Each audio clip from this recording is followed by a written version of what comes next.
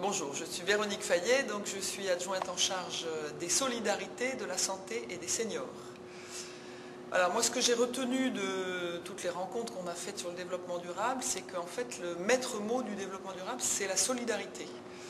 Donc la solidarité avec les générations futures, parce qu'il faut préserver notre planète, la solidarité nord-sud entre les pays riches et les pays pauvres, et puis la solidarité aussi en France et notamment à Bordeaux avec des personnes en situation de grande précarité. Donc c'est vraiment la solidarité qui est au cœur du développement durable. Alors par exemple, dans notre action à Bordeaux, on va essayer de faire un effort tout particulier sur la question de la précarité énergétique, parce qu'on s'aperçoit que non seulement gaspiller l'énergie, bien ça c'est mauvais pour la planète, mais en plus c'est très mauvais pour le budget des familles. Donc on a des actions un peu exemplaires. On a démarré il y a quelques années un programme d'auto-réhabilitation de logements. On propose à des familles de réhabiliter elles-mêmes leur logement, et ce faisant de retrouver un sens à leur vie, de retrouver l'envie de faire des projets, de retrouver leur dignité.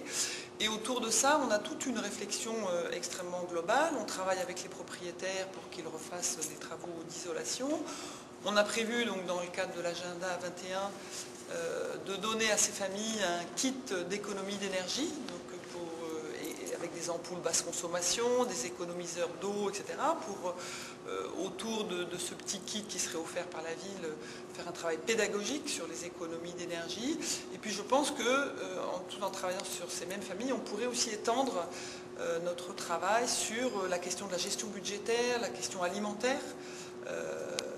Travailler à l'équilibre alimentaire, c'est aussi lutter contre l'obésité, tous les problèmes de santé. C'est aussi s'intéresser à la question du budget, parce que dire à une famille précaire et avec des revenus très modestes, il faut manger 5 légumes et fruits par jour, ça peut être très mal vécu, parce qu'elles n'ont pas forcément les moyens. Si elles ne savent pas, elles ne savent plus parfois cuisiner. Donc ce qu'on envisage très concrètement, c'est de faire avec quelques familles pour commencer, et puis de plus en plus dans le temps, un travail global sur l'économie familiale qui toucherait à toutes les dimensions en fait, de la précarité, et donc on serait là au cœur du développement durable.